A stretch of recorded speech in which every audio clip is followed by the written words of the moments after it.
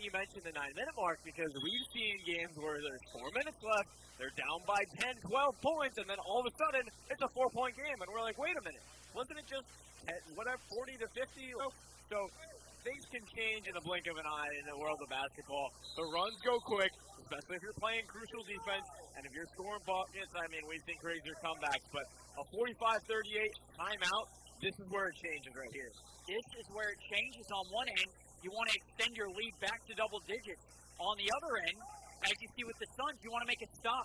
You want to rotate. In transition, Garcia goes up, and a much-needed back-to-back momentous run now for the Suns. Suns giving the Elite a little taste of their own medicine. They did the same exact thing to them at the end of the first half.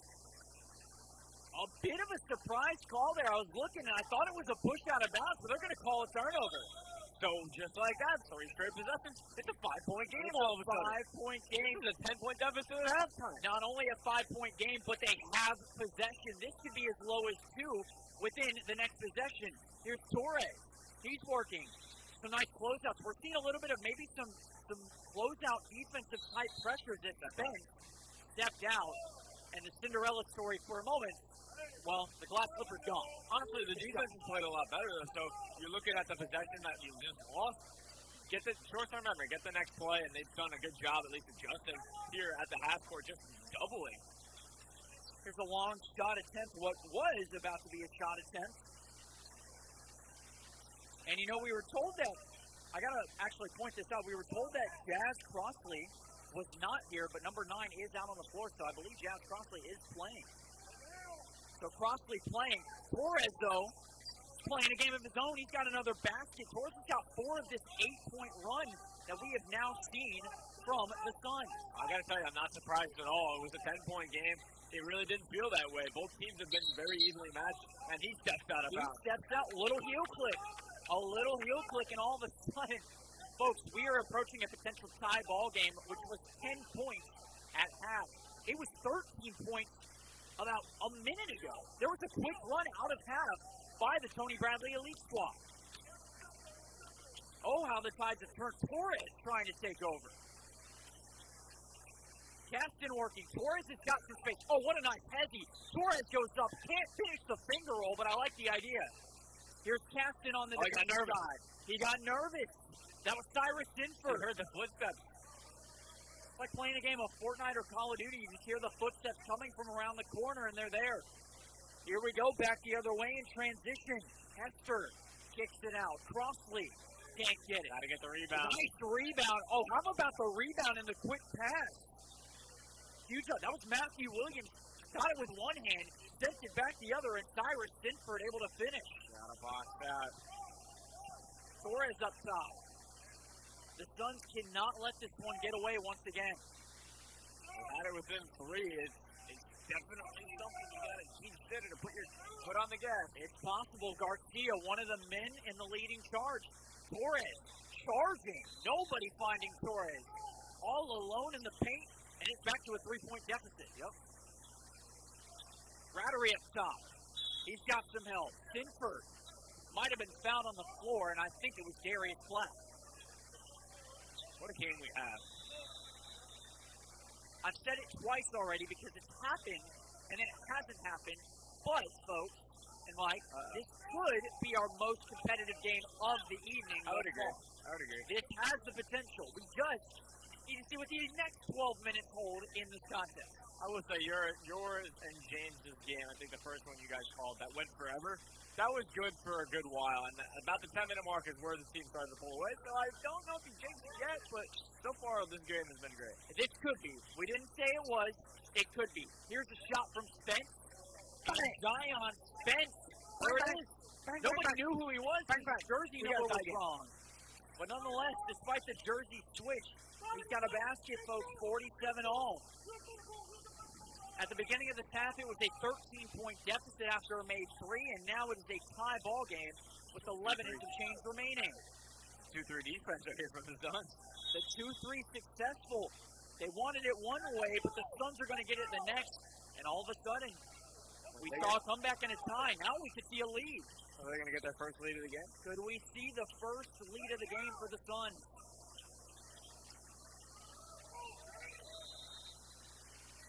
Here we go. It's Spence. He tied it up. Torres assisting with that tie. Spence up top. They're working. Has an open man. That's Errar. So two different defenses we're seeing, at least, man-to-man from Elite, and then 2-3 from the Suns. And they've definitely changed things up in terms of that half-court press. And we talked about it. It's not what you do first half, but the changes you make. And the Suns, they've made some changes here with a tie game after coming back down 10.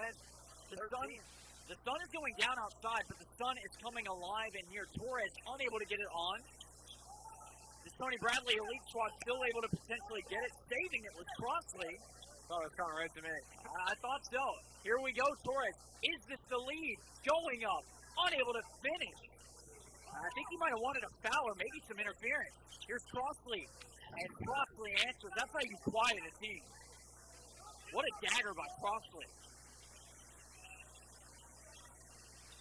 Time is 7:38 Eastern time again. In about 22 minutes or so, we are set to start our final matchup of the day. Crazy enough, folks, how time flies. Garcia, he wants a piece. Once again, he puts it up, rolls off the rim, rattles in, and getting it back the other way, it's Hester. Hester sends it. Silas gets it and finishes.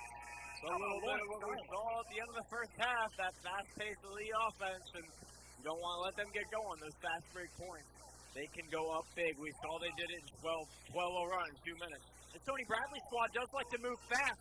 Maybe not fast enough for the Suns. And going back is Crossley. He did not play in half number 1, and all of a sudden, he's got 7 points in this half, contributing to a 7-point advantage, Mike. And again, the tables just keep on turning. 13-point advantage, then a tie, and now a 7-point advantage. Who the heck is going to win this game? Well, it looked like there's been a lid on the rim for the Suns over the past few minutes in an unfortunate fashion because it was 47-47 for a while. I mean, both teams were tied, and then all of a sudden you had a little back and forth, no bucket action, and then boom, Elite.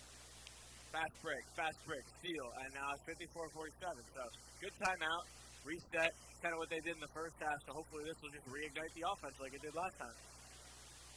Something's got to spark here for the Suns if they want to stay within reach. Remember, deficit was 13, so it's not impossible, but it's got to be so exhausting coming back and trying to find a way to capitalize on a win. And look at this. The Elite team is trying to do what they did at the end of the first half in that full-court press. They ran a little half-court trap at the end of the first, and it worked in their favor. Right out of the timeout, they go full-court press and get the ball right back. Part of that success has been the man at the helm of the charge. It's Crossley. Crossley beating Sinford on that play. A 9-point advantage. The Suns have evaporated. The offense nowhere to be found. Full-court pressure coming. Torres meeting 3 different defenders and finally spinning to the ground. I think he got a call.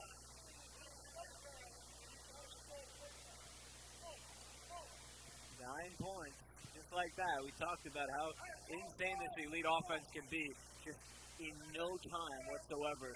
You look at the scoreboard, if they're down to, now it's a 10-point game. Wait, what? And Crossley at the helm, wearing that number 9 jersey for the elite squad, has assisted or scored 9 of the last 12. Just take note of that. He's been a little bit of a quick difference maker here as we've seen Rattery get quiet along with Hester. There he is, Crossley, with a 2-on-1 goes up. Oh, and he missed it. It looked good, but it might have been too strong. Back the other way. Here come the Suns. And a block by Crossley. He's doing it all. And a quick stoppage of play. I'm not sure what the foul call was on. Like a push.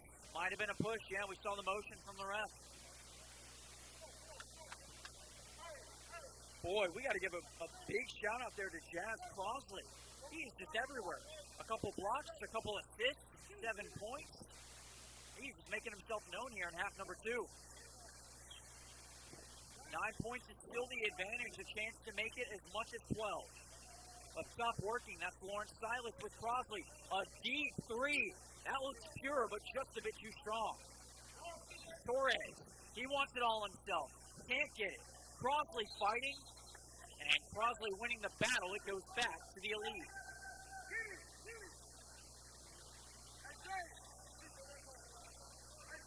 Another another shift again, about a minute and a half scoring drought, so somebody looking to score here, and everybody's gone quiet. It'll be Caston up top guarding Silas. That's a half-court presence coming. Silas kicks it out. As Zimmerman, haven't seen much of him this half. That is until now off the mark. Fighting for the board, getting it, kicking it out. Zimmerman got it once more, can't get it. Darius Black finally corralling it in the hands and faces of so many elite defenders. That's Sal Pagan. And I think Sal Pagan, I believe he got called. Uh-oh. Trying to figure out what the call is, and it's going to be on Lawrence Silas of the elite squad. And, folks, good news. It'll be a 3-point attempt now coming for Sal Pagan Gabriel. 56-48 now is the deficit. Despite not making the basket, that's a much-needed break and really a much-needed 3 points coming for the side of Miami. And while we have that, we also have right in front of us, tempers are flaring, and we have... It's getting hot. It's getting hot in this building. The elite coach is talking to the official right in front of us, and he was not happy about that call, to say the least. Okay, some of the calls have been questionable, no doubt. But a little slap on the leg, he said, be better. I was waiting for a technical to be called. You know, I feel like we've missed an opportunity to call some of those today with the way some of the officiating and coach relationship has been. Nonetheless, the Suns, they cut it to 7 again, and they got possession. Here's Spence working. Caston going up. Can't finish. The block, maybe. Kicking it out. Here's Black and Torres. Ooh, I like Can one more. Get it? No, unable to. I mean, that's then their success in the second half. Get turnovers and get points off those turnovers. Not unsuccessful there. That's Dennis Cotton up top. Cotton will work with Silas. Crosley. Oh, wide open, no doubt. And just too strong. Torres. A 2-on-3, maybe a disadvantage. He goes up. Oh! And Torres with a strongman finish. He's cut the lead within 5.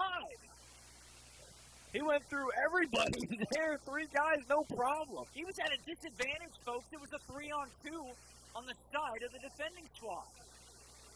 Chance to cut it to 4 now. That's incredible. It is not over. We said that 9-minute mark could be the deciding factor. Not for this game. We don't know what's going to happen. This was a tie ball game about 2 or 3 minutes ago. And then they went up 10. And then they went up 10. It was 13. It was tied. It was lost. And then it was 10. Now it's 4. I mean, it's just a storybook, folks. You can write a book about this game. Still plenty of time left. 6:20 running. I honestly thought there was more time.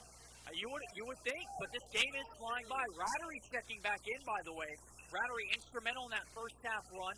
Silas has been instrumental in maintaining the lead and helped do so there. It's back to 6. Here comes Spence. You hear it. Defense is needed. Spence going in and out. Nearly getting it in. That might be the much-needed stop that this TV squad needs. Rattery all alone in the paint. He's met up by Caston. Zimmerman goes up. Over 2 defenders. Caston rips it apart. 3-on-3. Taken away by Zimmerman. Eaten alive. Going up. Unable to finish. And finally, Black gets it back, sends it across court, putting it up, and putting it in his Caston, but not before being slammed out with no foul call. I mean, what a sequence of events. I'm at a loss for words right now. Oh, my goodness. On that last possession, the Suns, somebody grabbed the ball and went up and down. I don't know how that was missed. I don't know how it was missed either. Another opportunity. Black nearly lost the rebound. He's got it back. Pagan Gabriel sends it. Torres goes up and goes in. And the lead was 13, was 10, is now down to 2. Oh, my goodness. What a game we have here. Both teams are in it to win it. The talent is apparent, folks. The skill is present. We have a game, and we've got a good one. That shot off the mark. It's a Cinderella story all over again. First, it was the first glass slipper. The second one is fallen off. It's fallen into the hands of the Suns. And now a chance to tie or maybe take the lead with 4 and some change remaining. Here's the trifecta going up, and unable to finish was Caston. But 2 free throws could tie this game once again. 4.5 minutes remain. Keep in mind, they haven't had the lead yet. They've tied it multiple times. They just haven't been able to lead yet. As Mike mentioned, trying to find their first lead of the game right now, trying to find about their 3rd or 4th tie of the game, and their 2nd particularly in this half. Free throws we mentioned earlier, maybe it was prophetic, maybe it was just coincidence, but we knew they were going to be important at some point in these matchups, and they are not more important than now. This is where you cannot afford to go back on that deficit in terms of the run for this elite team. A huge missed free throw, Caston fighting for it, Crossley corrals. Back the other way we go, down the middle, slicing, finally getting one in was Matthew Williams. Williams has been trying that shot for the last 5 or 6 possessions and finally gets one to fall. Here's Torres. Oh, he wanted it. He was feeling it. Pagan Gabriel. He stepped back from like the red line. He stepped back. He thought about it. I think he wanted it. I don't know about that one. I don't know about the shot choice, but there was a look in his eye. I'm not going to say he was no. confident about that shot. As a former shooter, I'm going to shoot or shoot. That's what you live and die by. Here's Black. He'll go up. The easy lay-in, unsuccessful. Good contesting there. Crossley, back the other way. The cross. Oh, what a block. And Darius Black blocks it, but I think he's going to be called for the foul. Oh, that was ferocious. He did get the ball, but he also got half of his arm and shoulder, so unfortunately missed the contact with the arm, and maybe you got yourself a block next time. And Crossley ordered a basketball with the side of Darius Black, because that's what his entire right side was covered by moments ago. Under 4 minutes remain, as Crossley's back at the line. Remember, he's got 7 points and has been instrumental in charging a run now for this TV Elite squad. Not a very big guy, particularly in size, but the length is there, and also the skill set is there. Very quick, very elusive, and also making very smart plays when it comes to getting open and being at the right place at the right time. He's got 8 points. The lead is now 4. Garcia, wasting no time. Garcia from point to point in like 5 seconds. How about Garcia? The final 4 coming back. Williams can't get it. And how about the putback? That's Caden Hester. We're starting to learn how to get inside on that 2-3. You got to try and change a little bit of it up, whether it's moving that second guy down, little 3-2, 2-3, moving things around.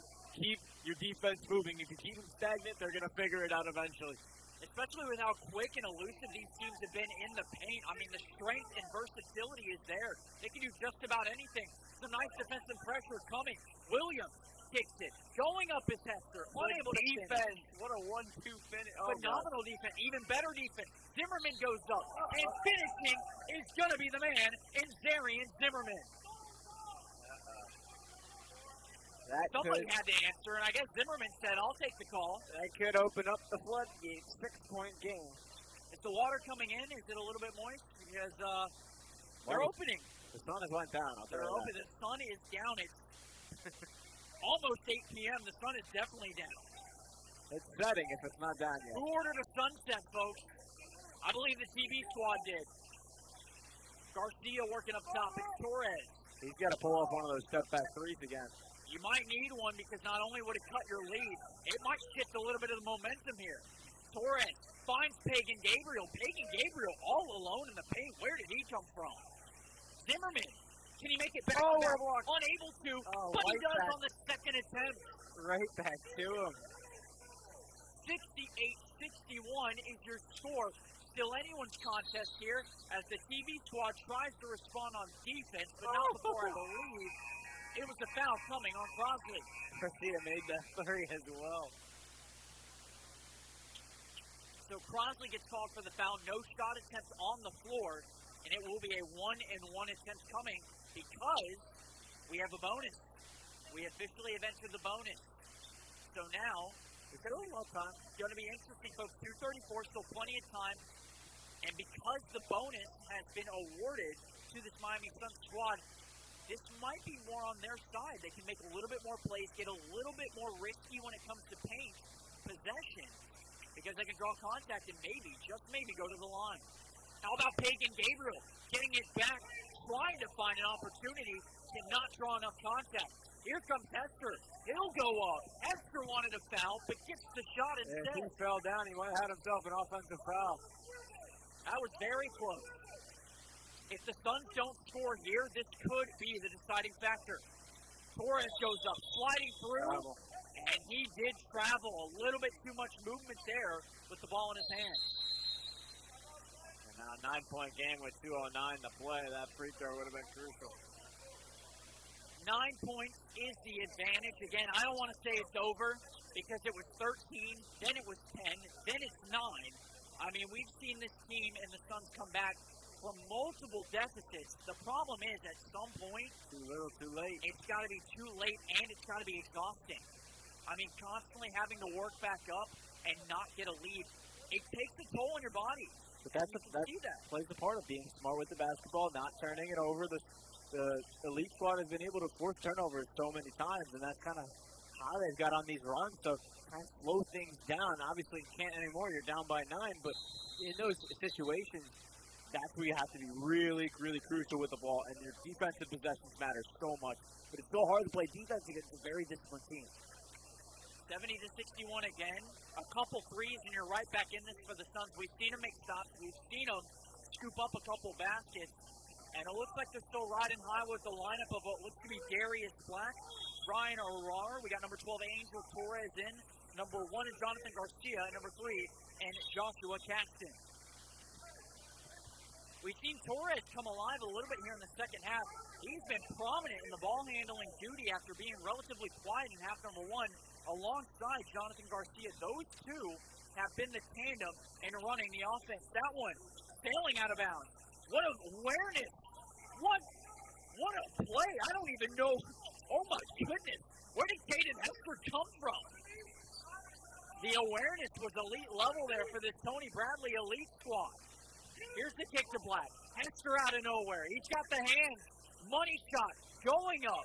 Can't finish. Tipping out. Crosley gets it. Zimmerman fires. And stamping his approval is Darian Zimmerman.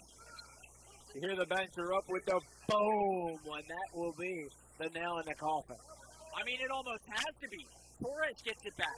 He'll put it in. So Torres back on the board. Here's Crosley.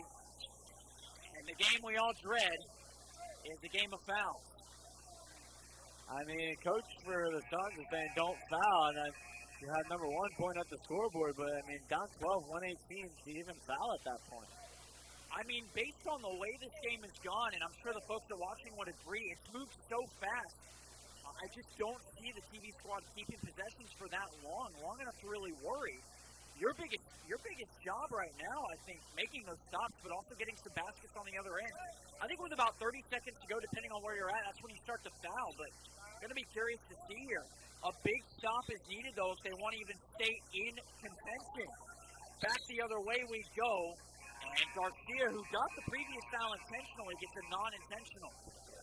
He's trying to go after the ball, but he turned before he got there in time, so he got all of his body. Caden Hester definitely turned at the right moment. 106 remains in this 12-point contest. Crosley, good work, going back the other way, and Cyrus Sinford picks up the foul, and now everybody's in the bonus. We're shooting free throws the rest of the night. Could be a long ending. Could be a long ending, like that one game. That was game 5 earlier. I remember that game. It was the Edge and the Raptors. I was on the camera. I remember it specifically. The Edge and the Raptors, folks. That was a close game until about the 8-minute mark in the second half. The Raptors ran away with it, and still there were about 8 fouls in the last 2 minutes of that contest. I mean, maybe you do foul after a missed free throw on a bonus 1-on-1. Got to see what happens here. The Suns need a basket regardless. They need a number 3. You can foul as much as you want. You got to score on the other end. That's something. That is something. Crosley back the other way, running out of time. What happens here with the Suns? Take their Zimmerman time. With another offensive rebound. That's a huge rebound. Crosley, he thought about it. Crosley thought about it. Instead, he'll keep it. Smart. And he'll work up top here with Hester. Smart. Do not shoot it. This is a big opportunity. Crosley does not want to shoot the ball. That is a huge You're up by 12. Why would you want to shoot Why it? would you want to? No shot clock here in high school basketball. Crosley, you hear no foul, and I think that is just going to do it here. And that, folks, should be the end and conclusion of game number 7. They're going to call it. We're going to call it. We have one more game on our hands, but nonetheless, Mike, even if it was a 10-point win, it's still one of the more competitive games we've had all day. I was really hoping that the Suns were able to pull up the comeback, but for as much will and discipline and resilience that they showed throughout it all, I think you'll hold your head high. Although you lose by 12, it really wasn't that big of a loss. So when you look at it, I feel like when this team in general is going to be here for years to come. And, I mean, it's crucial the fact that they actually play together as a team. They bounce back in the second half, so a lot to love from both the teams. But credit this TB elite squad for showing up when it mattered most. They didn't just roll over. They didn't just say, oh, they came back. They stuck in it, went up by 10, and just continued to do what they did best. Fast break points, second chance, and all that. So kudos to them for holding off. You know, a Miami Sun squad that didn't come back just once, but twice. It's hard to do. It's hard to maintain a lead when you have a team that's so strong and so diligent in coming back, but nonetheless, they were able to accomplish that feat. And with that, concluding game number 9, we are now moving into game number 10, folks. We are at the finish line. This is the home stretch, and in 4 minutes or so, we're going to kick it off and find out who's winning our 10th and final game of the day. Nonetheless, we'll see you back here in a couple minutes. Again, I'm Billy Adams alongside my co-host and analyst Mike Zanetti. This is the Florida Athletics Network, and we will see you